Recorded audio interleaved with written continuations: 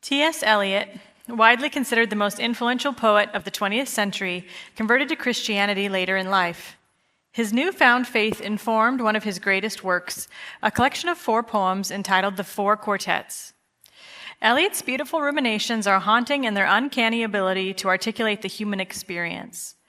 The first poem of the collection, Burnt Norton, written in 1936, explores the strangeness of eternal beings being bound for a time to time.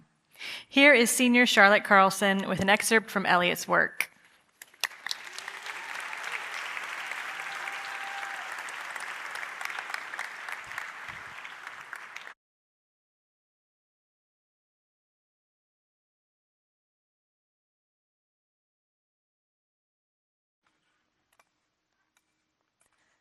Time present and time past are both perhaps present in time future, and time future contained in time past. If all time is eternally present, all time is unredeemable. What might have been is an abstraction, remaining a perpetual possibility only in a world of speculation. What might have been and what has been point to one end, which is always present. Footfalls echo in the memory down the passage we did not take, towards the door we never opened, into the rose garden. My words echo thus in your mind. But to what purpose, disturbing the dust on a bowl of rose leaves, I do not know. Other echoes inhabit the garden. Shall we follow? Quick, said the bird. Find them, round the corner, through the first gate, into our first world. Shall we follow the deception of the thrush? Into our first world. There they were, dignified, invisible, moving without pressure over the dead leaves in the autumn heat, through the vibrant air. And the bird called in response to the unheard music hidden in the shrubbery. And the eye-beams crossed, for the roses had the look of flowers that I looked at.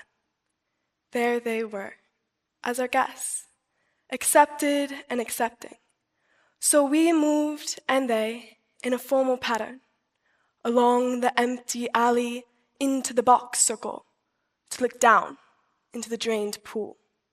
Dry the pool, dry concrete, brown-edged, and the pool was filled with water out of sunlight, and the lotus rose, quietly, quietly. The surface glittered with heart of light, and they were behind us, reflected in a pool. Then a cloud passed, and the pool was empty. Go, said the bird, for the leaves were full of children, hidden excitedly, containing laughter. Go, go, go, said the bird. Humankind cannot bear very much reality. Time past, time future, what might have been and what has been point to one end, which is always present. Garlic and sapphires in the mud clot the bedded axle tree. Trilling wires in the blood sings below inveterate scars appeasing long-forgotten wars.